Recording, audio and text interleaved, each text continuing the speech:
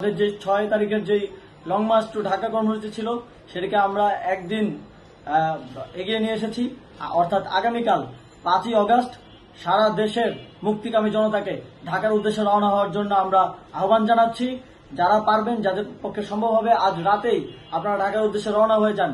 আমরা আগামীকাল সারা দেশের মুক্তিকামী জনতাকে ঢাকায় আসার আহ্বান জানাচ্ছি। বিশেষ করে ঢাকার আশেপাশে যে জেলাগুলো আছে, আপনারা দায়িত্ব নিয়ে মসজিদের মাইকে ঘোষণা দিয়ে যাদেরকে পাবেন সবাইকে নিয়ে ঢাকার উদ্দেশ্যে রওনা হন। এই লড়াই আমাদের জন্য একটি চূড়ান্ত লড়াই। আমরা চূড়ান্ত ঘোষণার জন্য প্রস্তুত। আমরা গণভবনের দিকে যাত্রার জন্য প্রস্তুত এবং সেই উদ্দেশ্যেই আপনারা সবাই ঢাকা আসুন। আমরা আপনাদের সবাইকে নিয়ে আমাদের চূড়ান্ত দাবি আদায়ে এগিয়ে যাব। আমি জানি না সমন্বয়করা আজকে রাতে বেঁচে থাকতে পারবে কিনা, কিন্তু আপনাদের উপর আমরা এই দায়িত্ব দিচ্ছি। আপনারা সবাই নিজ দায়িত্বে ঢাকায় আসবেন আগামীকাল এবং পরশু পরিস্থিতি বিবেচনা করে পরশু গণভবনের দিকে 4 দিক থেকে আমরা রওনা হব। আমরা খুব আতঙ্কের সাথে লক্ষ্য করছি যে ছাত্রলীগ, যুবলীগ এবং আওয়ামী লীগের গুন্ডারা পুলিশের অস্ত্র দিয়ে পর্যন্ত সাধারণ জনগণের উপর হামলা করছে। কিন্তু একটি সুখের খবর হচ্ছে, সারা দেশের বিভিন্ন স্থানে সেনাবাহিনী ছাত্র জনতার পক্ষে দাঁড়িয়েছে। আবার কিছু কিছু জায়গায় যেমন মিরপুর ও মোহাম্মদপুরে সেনাবাহিনী ছাত্র জনতার বিপক্ষে দাঁড়িয়ে গুলি চালাচ্ছে।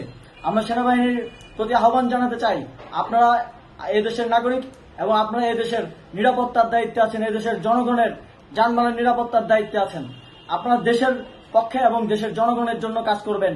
কোনো খুনি সরকারের জন্য, কোনো খুনি রাজনৈতিক দলের জন্য কাজ করবেন না। এটি এদেশের জনগণ আপনাদের থেকে প্রত্যাশা করে।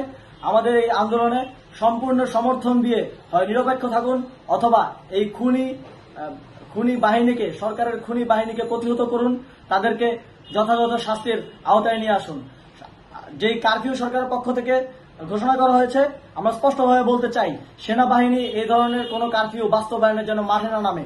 যদি মাঠে নামে তাহলে সেনাবাহিনী স্পষ্টভাবে অফিসিয়ালি জনতার বিরুদ্ধে দাঁড়াবে। আমরা চাই না সরকারের এই ষড়যন্ত্রে সেনাবাহিনী পা দিক। সেনাবাহিনীকে জনতার বিরুদ্ধে দাঁড়ানোর যে ষড়যন্ত্র সরকার রচনা করছে সেটিতে সেনাবাহিনী পা দিবে না, এই বিশ্বাস আমরা রাখতে চাই।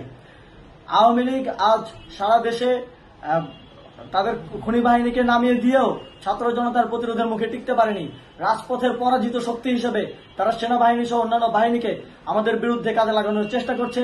এই চেষ্টাকে, এই ষড়যন্ত্রকে ব্যর্থ করতে হবে এবং আগামীকাল সারা দেশে মসজিদে মসজিদে ঘোষণা দিয়ে ঢাকার উদ্দেশ্যে আপনারা রওনা হন। প্রত্যেকটি পরিবার থেকে অন্ততপক্ষে একজনকে ঢাকার উদ্দেশ্যে রওনা করে দিন, এই ইতিহাসের সাক্ষী হতে, একটি নতুন বাংলাদেশের অভ্যুদয় ঘটানোর একজন কর্মী হতে।